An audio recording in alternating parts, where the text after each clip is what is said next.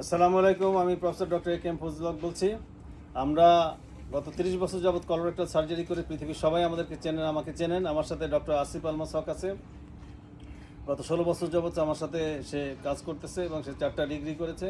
এরপর ডক্টর সাকিব সারওয়াত আছে, সেও 4টা ডিগ্রি করেছে। ডক্টর আসমা হোসেন নুরা আছে, ডক্টর ফাতেমা শারমিন আনে আছে। আমরা ফ্যামিলির 5 জন সার্জন এবং অ্যানেস্থেটিস্ট মিলে আমরা কাজ করি।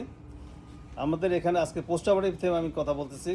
আজকে হলো কত তারিখ? প্রথমে 1 মার্চ 2026 সাল।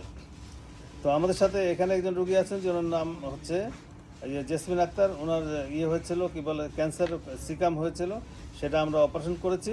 অপারেশন করার পরে পোস্ট অপারেটিভে আছে, উনি এখন ভালো আছেন। বাট ওনাকে আমরা অ্যানেস্থেসিয়া পোস্ট অপারেটিভ পেনের জন্য ওষুধ দিয়েছি, একটু ঘুম ঘুম লাগতেছে সেই জন্য।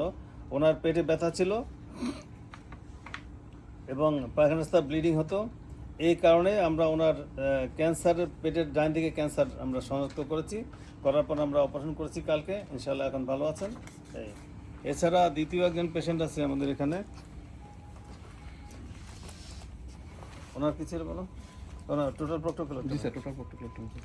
এই রুগীটার কোলনের ভিতরে এই যে রুগীটা দেখতে পাচ্ছেন আপনারা, এটার কোলন, খাদ্যনালীর কোলনের ভিতরে পলিপোসিস কোলাই ছিল, অর্থাৎ কোলন 5 ফুট লম্বা, সেটার মধ্যে পুরো জায়গায় ক্যান্সার বা টিউমার হয়ে গেছে। পুরো জায়গায় শত শত টিউমার হয়েছিল তার, সেই জন্য পুরো কোলন আমরা কেটে ফেলেছি কালকে রাতে। এখন ইনশাল্লাহ সে ভালো আছে। আর এটা সমস্যা ছিল যে পায়খানা রাস্তার ভিতর থেকে এই যে পলিপগুলো, মাংসগুলো বের হয়ে আসতো, পায়খানা ক্লিয়ার হতো না, পেটে ব্যথা হতো এবং ব্লোটিং হতো, পায়খানা হতো 5 থেকে 6 বার, পায়খানার সাথে কালো রক্ত যেত। তো এই অবস্থায় আমরা করেছি। এবং এখানে যদি দেখানো যায় যে কোলনের সমস্ত জায়গায় পলিপ হয়েছে, কোলনের সবটা জায়গায় পলিপ হয়েছে, আপনারা দেখতে পাচ্ছেন। তো এটার নাম হলো পলিপোসিস কোলাই এবং তার মধ্যে ক্যান্সার হয়েছে, সেটা আমরা কেটে ফেলেছি। আর এরপরে আরেকজন রুগী আছে, প্রদীপ কুমার ধর। শুয়ে থাকেন।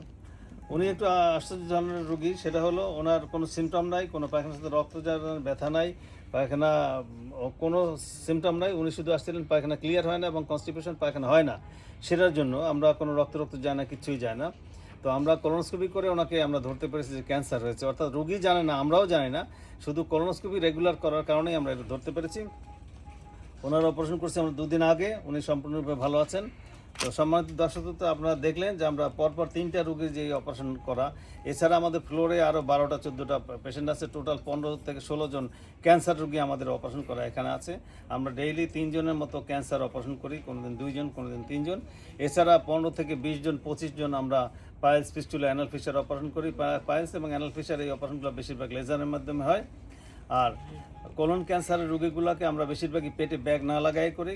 আর কোলন ক্যান্সারের অপারেশনগুলো হয় পেট না কেটে, ল্যাপারোস্কোপির মাধ্যমে, এবং রোগীরা খুব তাড়াতাড়ি সুস্থ হয়। সকলে ভালো থাকেন। আসসালামু আলাইকুম।